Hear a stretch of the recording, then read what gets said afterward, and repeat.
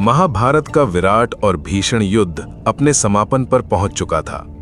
कुरुक्षेत्र के विशाल मैदान में लड़ी गई ये लड़ाई न केवल भारतीय इतिहास बल्कि विश्व इतिहास के सबसे भयंकर युद्धों में गिनी जाती है, जहां 18 अक्षौहिणी सेना के लाखों योद्धाओं ने अपने प्राणों की आहुति दे दी थी।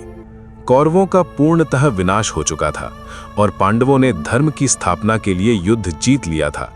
परंतु विजय के इस पल में भी उनके हृदय को सच्ची शांति नहीं मिल पा रही थी।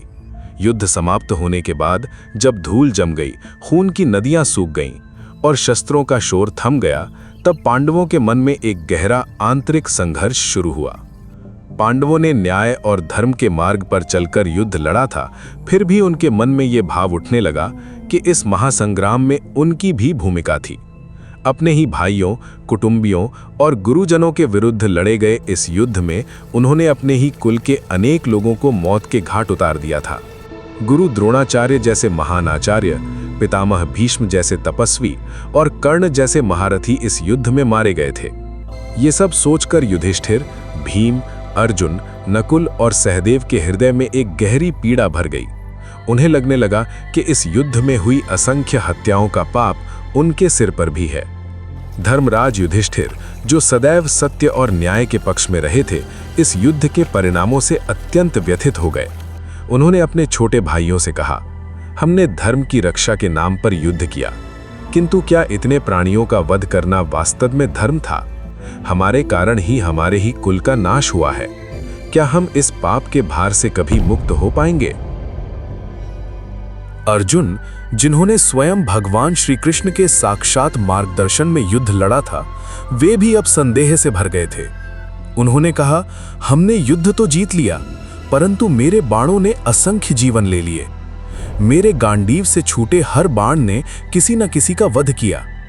क्या इन पापों का कोई प्रायश्चित है? भीम, जिन्होंने अपने अद्भुत बल से दुर्योधन सहित अनेक कौरव योद्धाओं को मार गिराया था, वे भी अब शांत और विचार मग्न हो गए थे।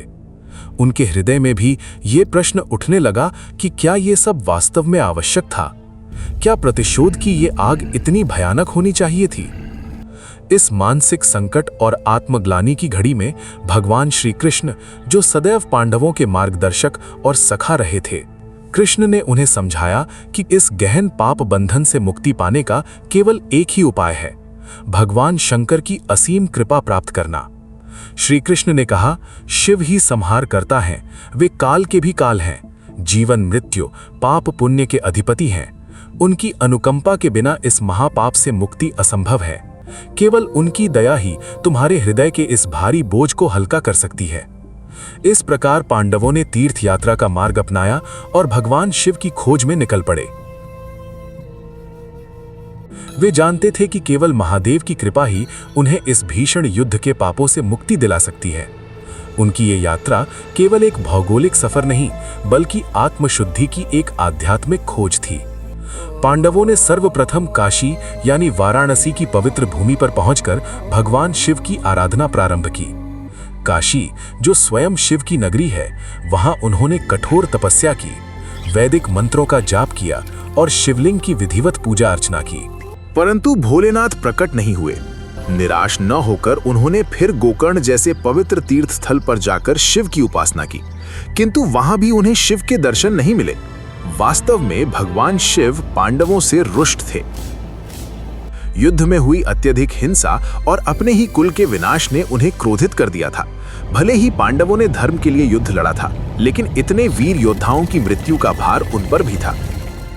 शिव जानते थे कि पांडवों ने केवल धर्म के लिए ही नहीं, बल्कि अपने स्वार्थ और प्रतिशोध की भावना से भी युद्ध लड़ा था। इसलिए वे उनसे मिलने के लिए तैयार नहीं थे। जब पांडवों को लगा कि उनकी तपस्या से शिव प्रसन्न नहीं हो रहे हैं, तो उन्होंने वाराणसी छोड़कर हिमालय की ओर प्रस्थान किया। हिमालय, जो भगवान शिव का नित्य निवास स्थान है, वहां जाकर उन्होंने फिर से कठोर साधना शुरू की। उन्हें विश्वास था कि यदि वे सच्चे मन से प्रायश्चित करेंगे तो शिव अवश्य प्रकट होंगे। हिमालय की बर्फीली चोटियों और निर्जन स्थलों में उन्होंने कठिन तप किया, किंतु भगवान शिव अभी भी उनसे नाराज थे, क्योंकि उन्होंने अपने ही कुल और धर्म के योद्धाओं की हत्या की थी। वे पांडवों से मिलने के लिए इच्छुक नहीं थे। जब पांडव उनके पीछे पीछे हिमालय पहुंचे, तब भगवान शिव ने अपने आप को एक बैल के रूप में परिवर्तित कर लिया और एक बैलों के समूह में शामिल हो गए। तभी वहां एक अद्भुत घटना घटित हुई। पांडवों को कुछ असामान्य लगा। इतने सारे बैल इस हिमालय क्षेत्र में क्या कर रहे हैं? भीम ने एक चतुर युक्ति सोची। अपने विशालकाय शरीर और अदम्य बल का उपयोग करते हुए उन्होंने 2 पहाड़ों के बीच अपने पैर फैला दिए और सभी बैलों को मजबूर किया कि वे उनके पैरों के नीचे से ही गुजरें। अधिकांश बैल तो निकल गए, किंतु एक बैल भीम के पैरों के नीचे से जाने में संकोच करने लगा। भीम को तत्काल समझ आ गया, ये कोई साधारण बैल नहीं, बल्कि स्वयं साक्षात महादेव हैं। जो ही बैल रूपी शिव वहां से निकलने लगे, भीम ने तुरंत उन्हें पकड़ने का प्रयास किया।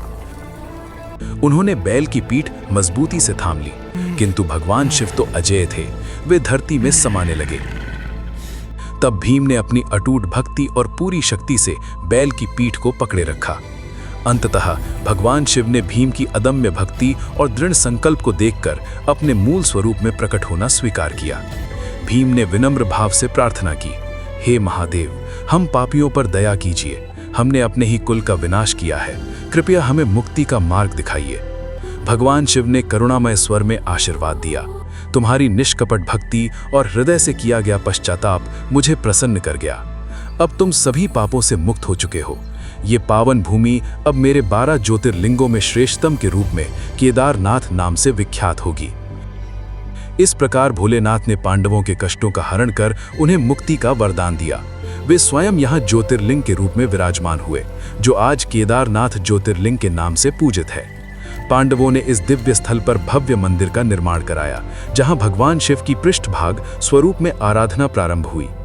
ऐतिहासिक मान्यता अनुसार 8वीं शताब्दी में आदि शंकराचार्य ने इस प्राचीन मंदिर का पुनरुद्धार करवाया तथा केदारनाथ को 4 धामों बद्रीनाथ, केदारनाथ, गंगोत्री एवं यमुनोत्री की पवित्र चतुष्टय में सम्मिलित किया।